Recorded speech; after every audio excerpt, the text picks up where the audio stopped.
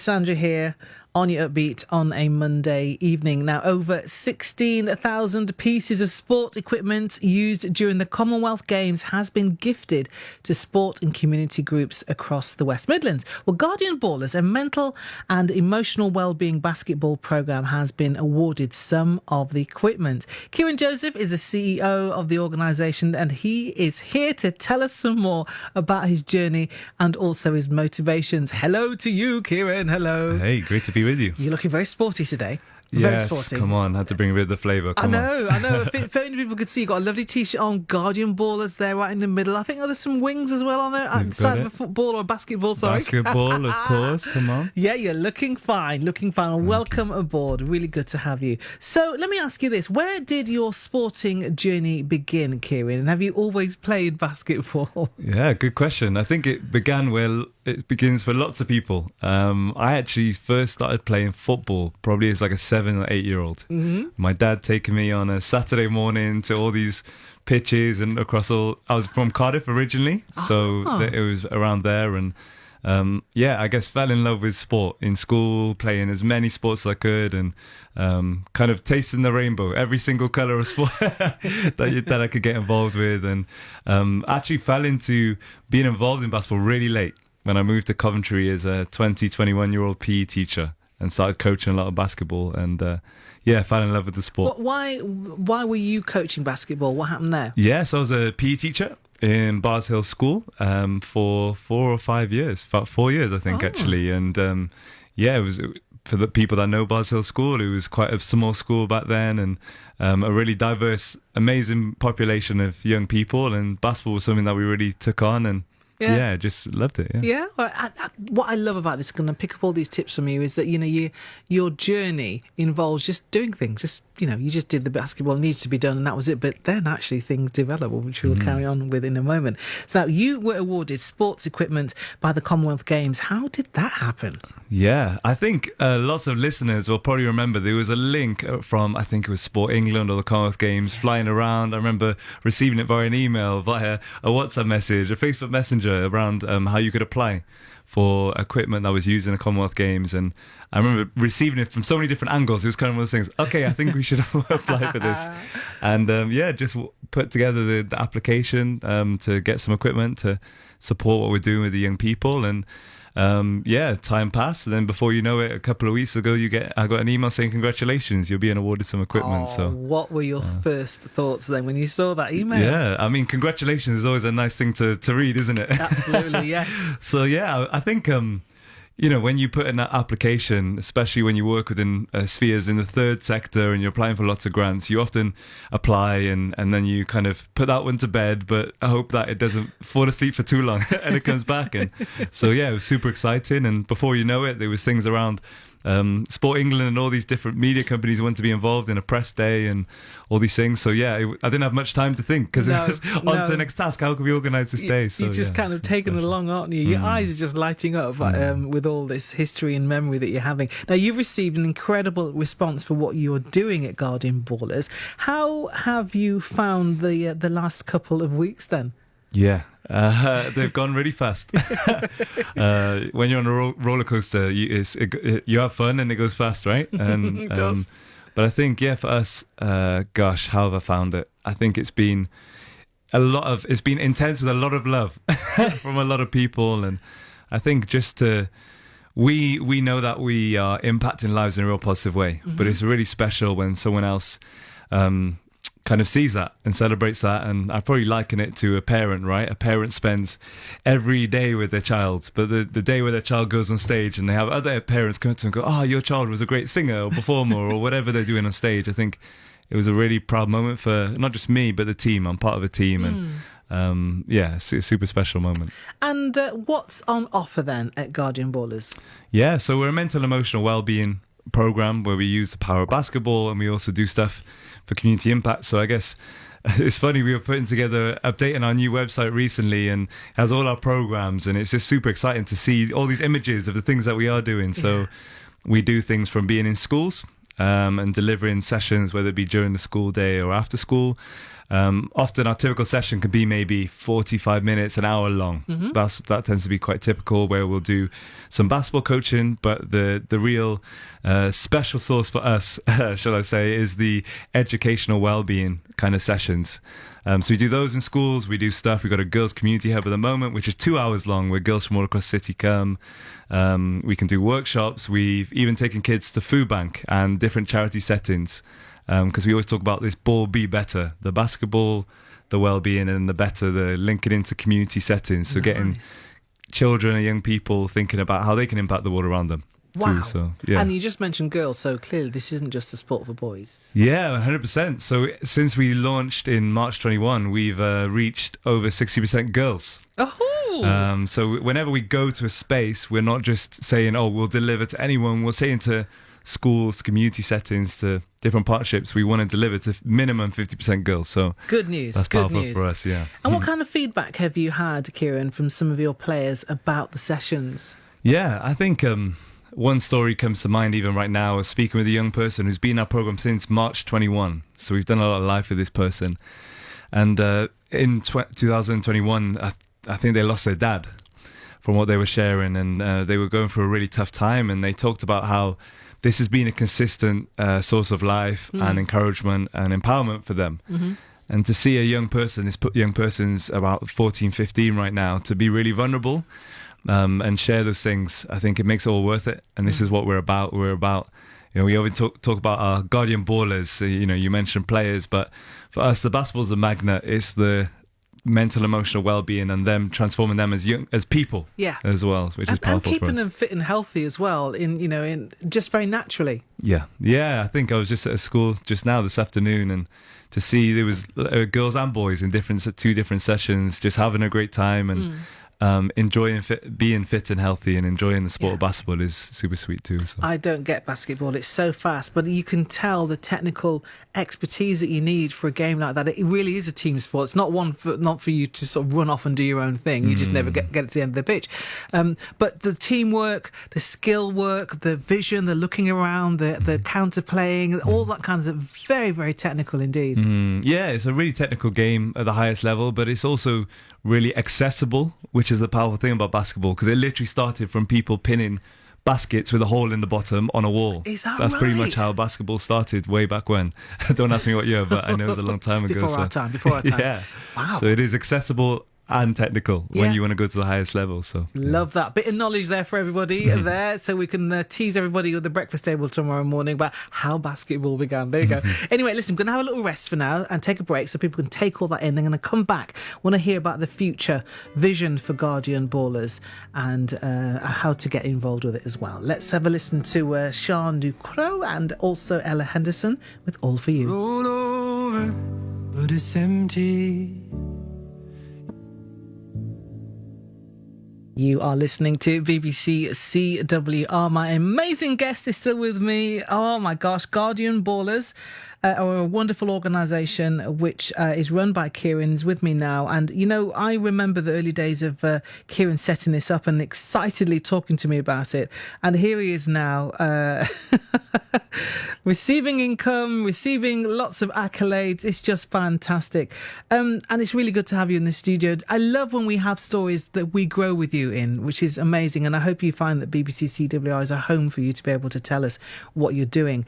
And I had the quote earlier on, which I spoke about, which you chose. The quote was, "Don't forget in the darkness what you learned in the light." Tell us some more about this quote, why you picked it, what it means to you. Yeah, I think it's a really powerful quote because anyone can relate to it. We all have the times where things can be tough. And we can go through struggles and we go through tough times, sometimes personally, but sometimes we go through those on behalf of someone else or with someone else. But we also have those special times where this is full of light, full of joy, full of happiness. And I think for me, the reason I shared it is because you wanted to share about my story. Yeah. And I think we talk about Guardian Ballers, and right now it's a baby that's no longer crawling, it's maybe walking. But there was a time where initially there was vision for Guardian Ballers, and when you have a vision, anyone who's a founder who is considering creating something, you might have a vision, but there might be a time in between that vision where there's tough times. And, you know, lots of people don't know that I went from being a teacher to transition to Guardian Borders. In between, I worked in a warehouse for 3 months, and there's nothing wrong with working in a warehouse. But it was a really tough time for me because I'd transitioned from doing something that I loved, as being a teacher, and working in a warehouse I didn't enjoy as much. Yeah. But actually, I remembered in those darker times, from my perspective, what happened in the light, which was that vision and those great things. And I think, don't get me wrong, working in a warehouse aligned with the pandemic. It was literally during the pandemic as well. But I think we have to remember that when we are in a valley, that we were on a mountaintop, and after that valley there's another mountaintop to come. Yeah. Ooh, powerful. Crikey. Show's finished now, everybody. Okay, that's it. No. I need to talk about your faith as well, because your faith undergirds everything that you do. Just tell me a little bit about that. Yeah, so I guess I'm a Christian. I became a Christian when I was about 14, 15 years old. And I think even if I tie it into what I'm doing with all of the work that I do, whether it be Guardian Ballers, where I spend most of my time working, or the chaplaincy I do with Coventry City football team one day a week, I'm really passionate about helping other people find peace or pursue peace. And I think my faith, my Christian faith, and knowing that God has created me with great purpose and great value, gives me peace, but it also enables me to overflow to others. So I want to share that peace and that love with others. And I think Guardian Borders, for example, is a secular program, and we work with people from all faiths and no faiths. Yeah. We work in Muslim schools, Sikh schools, Christian schools, non-faith schools, and but I know that every single human being, I believe that every single human being is created and is loved. And I believe that each person is rich when they truly have peace. So I think that's how my faith is expressed through all the work that I do. That's great. I nearly said amen then, but I just behaved myself. Right, okay then. Why is participating in sport that is so important for young people's mental health? What are they saying to you? Yeah. So I guess our young people, they talk about two things. There's a really amazing quote I heard recently when our young people they said, sport is medicine. Oh, right. And it just really hit me when they shared that quote, because when we do sport, it often makes us feel better. In the same way, someone might have a headache and they might take paracetamol.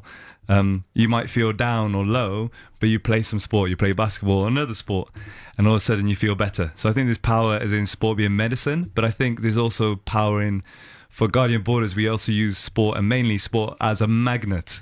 So to attract people, to then help them and educate them in their mental, emotional well-being. And I think lots of young people, when they give feedback, they do evaluations anonymously and all these things, they often give quotes of, I'd never thought about my mental health or emotional health before. But because they were opened up through playing sport and magnetized, they were then willing to consider and process their mental and emotional well-being. So It's a really deep subject. How many years have we been talking about mental health? I mean, even before the pandemic, it was a big topic.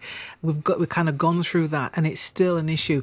I'm reading so many times, I've read it on the Sunday Breakfast Show, about children, young people's mental health, and how it really is still a struggle. You're seeing success in this, aren't you? And I think it'd be nice to hear a little bit more about the mental health side. What are the common things that young people are struggling with?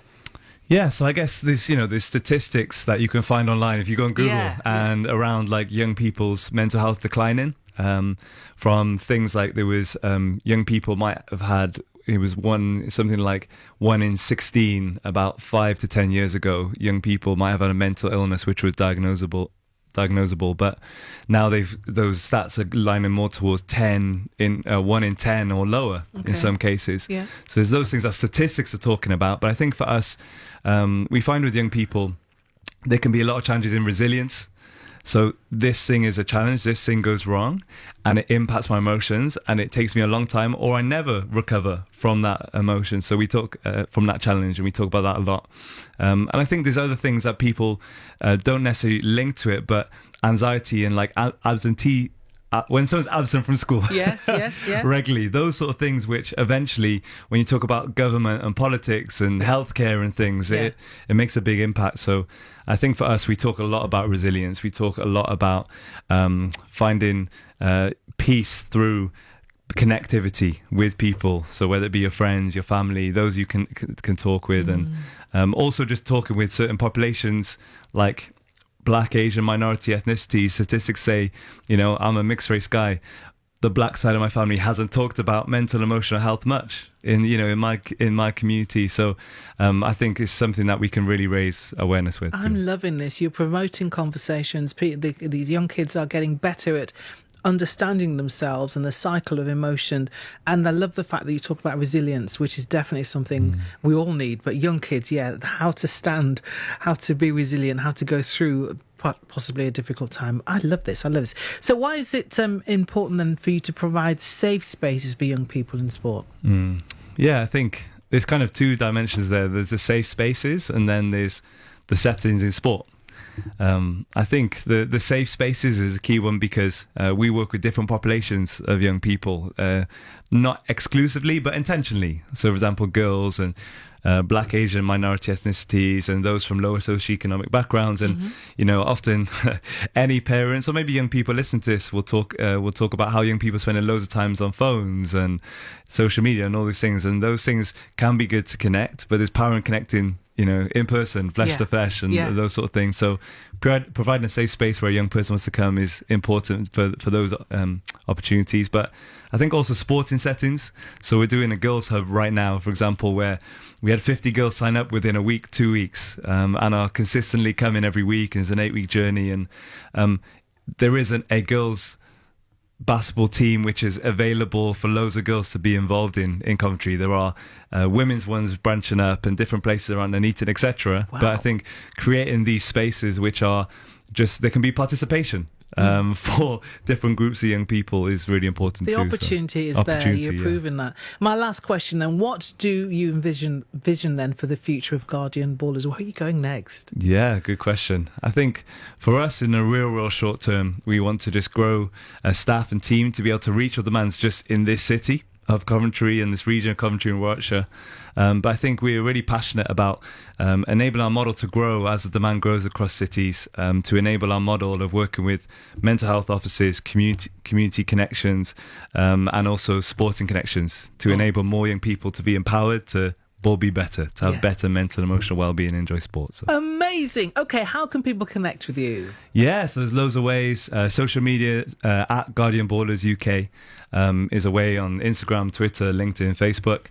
We've got a new website, which is guardianballers.org, where people can connect to. And through there's different ways that people can make contact and connect with us. Loads of ways to connect with you. And before you go, then I'll leave you the last word. I mean, if someone's slightly doubtful about getting involved, what would you say to them? Yeah, I think if you're passionate about either mental and emotional well-being, basketball or community setting, like we say to young people, you can come on a journey with us and volunteer and connect in different ways, or sponsor, or however you'd want to support what we're doing. But through the journey, you're going to grow with us too. To grow yourself individually, but also consider how you can impact the world around you. Oh my gosh, Kieran Joseph. You're a man on a mission and you're achieving it. Thank you so much for coming in onto the show this evening. You are so inspiring and I know people will respond. So thank you so much and keep in touch. This is your home. Come and tell us what you're doing, what help you need. Brilliant stuff. Wow, wonderful. That's Kieran Joseph. Full of passion. Right, keen now, Somewhere Only We Know.